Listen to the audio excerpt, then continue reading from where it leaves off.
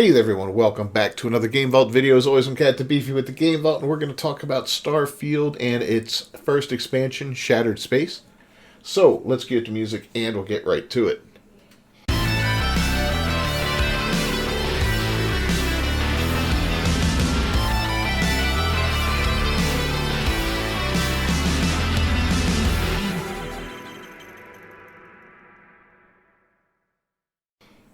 Alright, so Starfield is Bethesda's latest big open world, or in this case, I guess, open galaxy game. These guys have brought us a lot of great stuff in the past, from the Fallout series, as well as the Elder Scrolls games, stuff like Skyrim and all, Morrowind. It's amazing some of the things they've done. They were one of the biggest and best studios out there for a while, but it seems like they're just not where they used to be. And it seems like a lot of the old guard is falling this way. You know, maybe they kind of get wrapped up in what they used to do or how things used to be, or maybe all of their talent retires or leaves and moves on to other projects. I don't know what the story is. I don't know the reasoning behind it, but it just seems like none of these guys, the Bethesdas, the Ubisofts and all, they just seem to not be able to do what they used to do and inspire players like they used to. Now, I haven't played Starfield. I did see some footage from it now, and I'm a big Bethesda fan. I was a fan of, like Fallout 4. I thought it was amazing. I was one of the 4 or 5 people that enjoyed Fallout 76 when it was released. So, that was great. Skyrim, Morrowind, all these, classic games from them. Lots of fun. Fallout 3, awesome. So, anyway, Starfield, when I saw some footage from it and all that, I was like, okay, this is a Bethesda game. I can see they're using the Bethesda creation engine, and it looks like a Bethesda game. When characters are having a conversation and all that, it has that Bethesda look to it from that creation engine. I get it, that's what it is, but I feel like it's kind of outdated now. Maybe it's time to revamp that engine completely. Maybe it's time to use a different engine. I don't know. Whatever the case may be, it didn't look like a modern now game, set in this 10th generation of gaming. This looked like it was back from PlayStation 3 or 4 kind of days, but really good, graphically, but it just felt clunky and looked clunky like that. And I'm not crapping on Bethesda because I love their stuff, and I haven't played the game, so I really can't say anything myself on this, but it looks like their first expansion receives mostly negative Steam reviews, as the game sees peak player counts decline by 95%. Ouch. So this game's been out, I think, a little over a year now, right? A little over a year since the game released. And, it's mostly negative reviews lately. Shattered Space released on September 30th at the cost of $30 on top of the $70 for the base Starfield game. And it is not being well received, with even so-called positive reviews being negative. User Newsphere gave the game a positive review, but wrote, "The story is boring as F. Would recommend if you have insomnia and need to work the next day." Ouch. Similarly, Killzone 3 also gave the game a positive review, but wrote, "It's more Starfield, neither good nor bad, just meh. Not bad enough to not recommend it, but also not good enough to, at full price, wait for a sale." He added, "Make of that what you will. If you enjoyed the base game, you'll enjoy the DLC. If you don't like the base game, this DLC isn't going to change your mind. This is not some big upgrade to the game like it seemed it was going to be." And that's a shame, because I remember, let's look at the last 2 non-live service games for Bethesda, the last 2 big ones, and that was Skyrim and Fallout 4, if I remember correctly. Am I missing one in there? I think those are the last 2 big ones. These guys don't put out a lot of games. They dedicate a lot of time and a lot of money into creating these huge open world games, and they come out, 2011 I think was Skyrim, right? 2011. So, we're talking 13 years now, and there's still no Elder Scroll. The next one, we don't even know when it's coming yet. So it's kind of crazy. I mean, they've got the Elder Scrolls Online. It's been a while since Fallout 4. That was PlayStation 4, right? I don't remember what year that one was, but I'm pretty sure that was PlayStation 4. No word on a new Fallout game. I won't count 76, and I'm not going to count ESO, because these are online games. These are different animals. I'm talking these big single-player open-world games that they specialize in. And, yeah, and I don't know when we're getting another game for each of them. It's funny with Bethesda because, I'm older now, right? I'm going to be 55 in 2025. And I can measure the remainder of my life by the amount of Fallout games I will have the opportunity to play, or the amount of Elder Scrolls games, right? I can say, I might get 2, maybe 3 more if I'm really, really lucky of each of those series, but more than likely not. So, and will I be able to play them when they do come out? Probably not. So it's kind of weird to face your own mortality that way. But whatever. It is what it is. Mel Gibson, after 3 beers, wrote Starfield and now Shattered Space. Is that really his name? Oh, yes, Mel Gibson after 3 beers. Starfield, now Shattered Space, feels like a game made by a bunch of retired in-place managers doing the bare minimum to meet requirements, directing a bunch of outsourced labor to create the most mediocre product possible. It's an incredibly lazy game all around.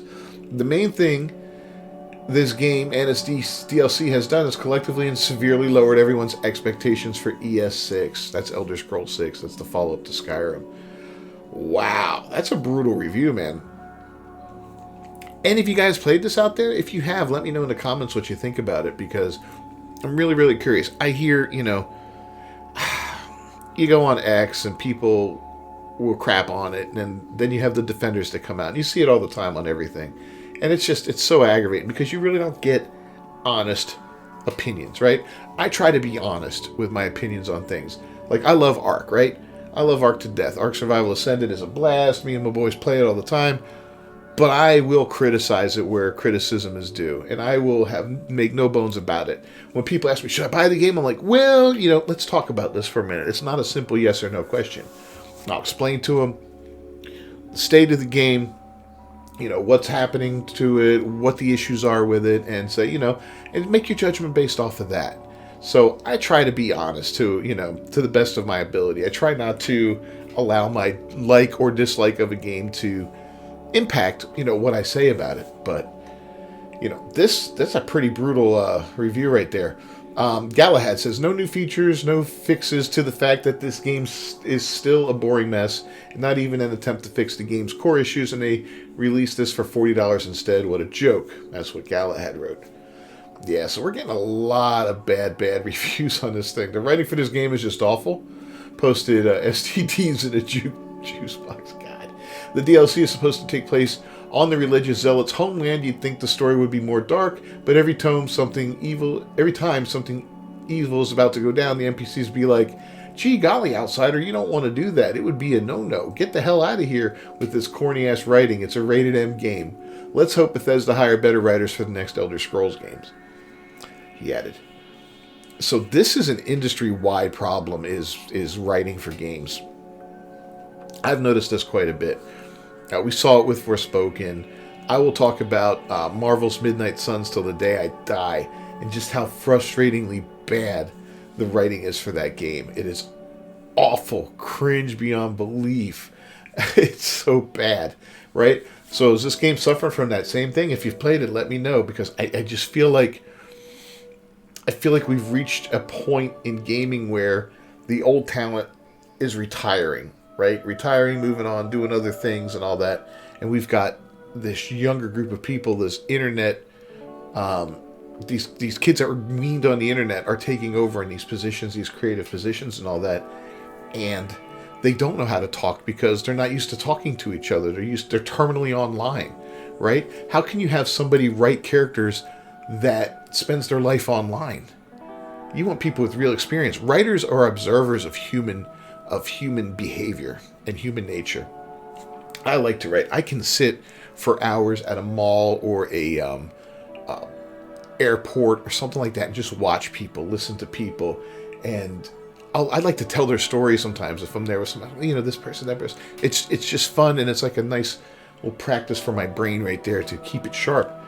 And writing characters is a lot of fun. And writing dialogue is amazing. Writing dialogue, I love writing dialogue. I think it's my biggest strength. I've worked on some movies and all that. I fixed up some dialogue on stuff because it's people. When people write dialogue, it sounds so jilted and stiff sometimes, and it just doesn't feel right. It doesn't flow right. So you really have to get dialogue to flow. You want people to have certain nuances to how they talk, because we all have certain nuances to things we do. Words we say, little stutters that we have, whatever the case may be. The way everybody talks is unique to them. It's like a fingerprint, you know? And my God, these newer writers are just absolutely abysmal for the most part. Can't stand it. I don't know what we're going to do about that. Anyway, Jonesy NZL posted, "Congrats, Todd. You handcrafted a planet this time. The DLC is pretty bunch boring. Go figure. Pretty effing boring, I guess that is. Okay, go figure. The NPC dialogue almost put me to sleep, and some of the quests are buggy. Driving the Rev 8 around is extremely tedious as it gets caught on every stick you try to drive through. When Skyrim's first DLC came out, it gave us Vampire Lord form and Vampire Werewolf skill trees. That was great. When Fallout 4's first DLC came out, it gave us effing build your own robot companion.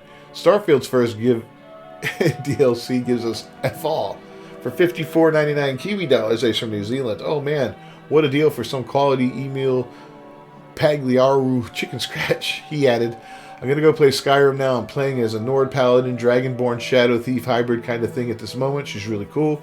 Her name's Banny Windcaller, and she's a master in all things weapons and restoration magic, and she rides effing Dragos. Sorry I got off topic mid-space." Yeah, people are still playing Skyrim. I've played Skyrim. I bought it when it came out in November of 2011. I remember I had my PlayStation 3 at the time. I bought it for the 4. I bought like this upgraded version recently. Well, I bought a disc version for the 4, and then I bought a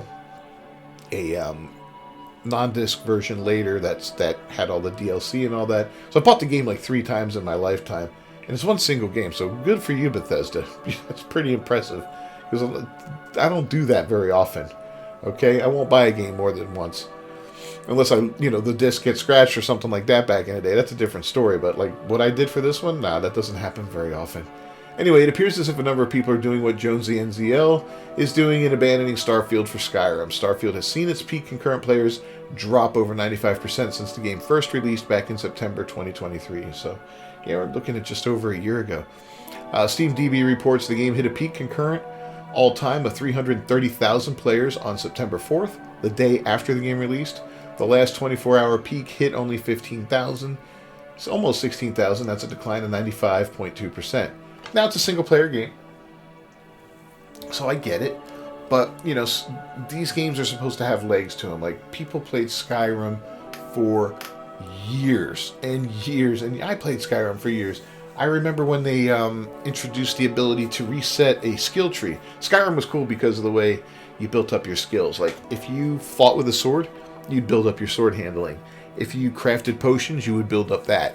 If you crafted magic, you would build up this and that. So it wasn't like, oh, you hit a level, choose a point into something else. No, it happened naturally as you progressed through the game. I think there was something. Yeah, the more you snuck, the more your sneaking skill went up. The more you tried to talk to people and barter with people. Your what was that? The one where you talk and I don't know. But anyway, you use these skills and they increased, and then you'd max them out. And you're like, oh crap, now it sucks. Well, it got to a point where you could reset that skill to 0, and I forget what you could do with all those points that you accrued. I think you could put them in other places, if I remember correctly. I don't remember, but it gave you an opportunity to kind of reset a little bit and start that skill tree over again. So you would suck for a while, but you would quickly build yourself back up. Like, if you were the one where you were infusing weapons and armor with magic and all that, and you had all these jewels with the souls in it, all the gems, the soul gems, you could build those up and all that, and you got to the top, boom, reset it, and you'd have hundreds of these things waiting. You can go and just get yourself right back up again almost to the top. So it was a lot of fun, and it gave that game some legs, and people played it for a really, really long time. I almost want to look that up and see what it's doing. But anyway, in fact, Shattered Space appears to have hardly had an impact on the peak concurrent player count since it was released. The game hit a peak concurrent of 21,792 on September 30th, but that was only up 37% from August, when it hit a peak of 15,900 for the month. However, the game was last over 20,000 back in December 2023. It had fallen to 8,713 in April. Here we go. We're going to show us Skyrim. As far as Skyrim, the game did beat out Starfield in the last 24 hours. It has a 24-hour peak of 21,868 players. That's an old game, man. That's an old. I'm not surprised though. It's the love of Skyrim is amazing.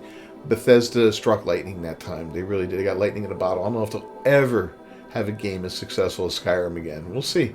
Anyway, not only did it have a higher 24-hour peak, but the game has had higher average players as well as higher peaks over Starfield since December of 2023, and not by small margins either. For example, Skyrim had 123.8% more peak concurrent players than Starfield in August of 24. In July, Skyrim had 145% more peak and concurrent players. Even in September of 2024, Skyrim had 142.9% more average players than Starfield. That's insane. Anyway, what do you make of these negative reviews and the massive decline in players for Starfield? I'm really curious, man. If any of you out there are watching that have played this game, give me your honest assessment of it. You know, I'll be straight up with you guys about games I play and all that, but I'm really curious what people's thoughts are on this. Is it as bad as some people are saying? Is it just a mid-game? Is it like, more of the same from Bethesda? And, you get what, if you like Bethesda games, you might like it, but it's just nothing trailblazing. I don't know. People were comparing it before it was released to No Man's Sky, and when it was released, it did not meet up to that comparison from what I've heard. Anyway, let me know what you think down in the comments below. Don't forget to subscribe to the channel and to ring that bell for notifications. I will see you all next time. Until then, peace.